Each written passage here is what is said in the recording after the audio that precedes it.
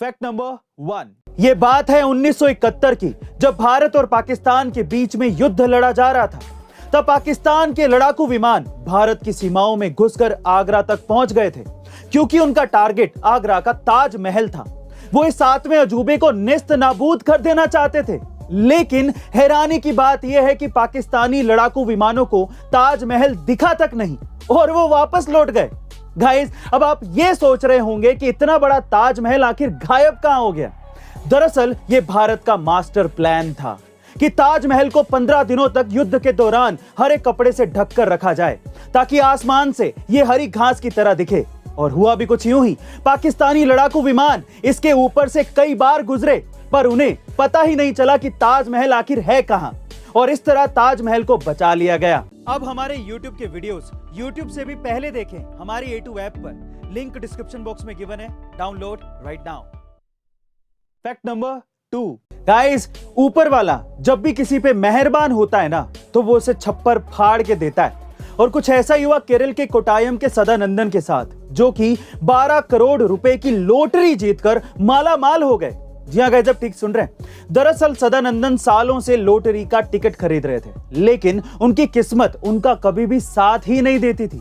मगर एक दिन जब वो अपने घर से निकले तो उन्हें 500 रुपए के छुट्टे चाहिए थे, लेकिन दुकानदार के पास छुट्टे थे ही नहीं और उन्हें मजबूरन फिर से लॉटरी का टिकट खरीदना पड़ा। लेकिन सदानंदन ने शायद ये सोचा होगा कि छुट्टे कराने के चक्कर में खरीदा गया लॉटरी का टिकट उनके लिए जैकपॉट बन जाएगा, और हुआ भी कुछ यूं ही। घंटों बाद जब नतीजा आया तो वो करोड़पति बन चुके थे। गाइस, ये बात तो सही है कि किस्मत अच्छी हो तो रंग भी राजा बन जाता है। Fact number 3। चुनाव में एक उम्मीदवार वोट पाने के लिए क्या क्या नहीं करता। लोगों के घर घर जाकर वोट मांगता है, अपना जी जान लगा देता है। लेकिन महाराष्ट्र चंद्रपुर के पंचायत चुनाव में एक उम्मीदवार के साथ कुछ ऐसा हुआ कि उसे एक भी वोट नहीं मिला। जी हां दोस्तों, जितेंद्र इटेकर नाम के इस उम्मीदवार को न तो जनता ने वोट दिया, न ही परिवार के किसी सदस्य ने। और तो और उसका भरोसा देखिए, उस उम्मीदवार ने खुद को ही वोट नहीं दिया और इस तरह उसे एक भी वोट नहीं मिला, जिसके चलते वो चुनाव बुरी तरह हार गया। जरा सोचिए ऐसी क्या वजह रही होगी कि उस उम्मीदवार ने खुद को ही वोट नहीं दिया। Fact number 4। गाइस, अक्सर हम लोग सेल्स और मार्केटिंग के बारे में बहुत सुनते हैं, पर सवाल यह है कि आखिर इन दोनों में फर्क क्या है। तो चलिए समझते हैं। देखिए, अगर सीधे शब्दों में समझने की कोशिश करें तो सेल्स का मतलब है कस्टमर के पीछे भागना, जबकि मार्केटिंग का मतलब है कस्टमर को अपने प्रोडक्ट की तरफ आकर्षित करना। इसी तरह से अगर मैं आपसे सवाल पूछूं कि जॉब और बिजनेस में आखिर फर्क क्या होता है, तो इसको सीधे शब्दों में समझने की कोशिश करें तो जॉब का मतलब यह है कि आपको कुएं से पानी कैसे निकलता है यह सीखना होगा, जबकि बिजनेस का मतलब यह है कि आपको खुद का कुआं कैसे खोदना है यह सीखना होगा। Fact number 5। साल 2003 में कनाडा के एक शख्स ने वहां के स्टॉक मार्केट में $800 इन्वेस्ट किए, लेकिन हैरानी की बात यह है कि वो $800 सिर्फ 2 ही हफ्तों में $350 मिलियन में कन्वर्ट हो गए, यानी कि वो रातों रात करोड़पति बन गया।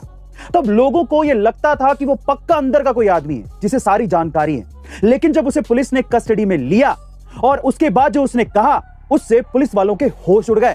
उसने कहा कि मैं टाइम ट्रैवलर हूं और 250 साल फ्यूचर से आया हूं, तो एग्जैक्टली मुझे पता है कि कौन सा स्टॉक गिरेगा और कौन सा स्टॉक उठेगा। लेकिन पुलिस को ऐसा लगा कि वो शायद उन्हें पागल बना रहा है, तो उस पर केस दर्ज कर दिया गया और उसे कोर्ट बुलाया गया। लेकिन हैरानी की बात यह है कि वो शख्स कोर्ट पहुंचा ही नहीं और उसके बाद से आज तक वो शख्स गायब है।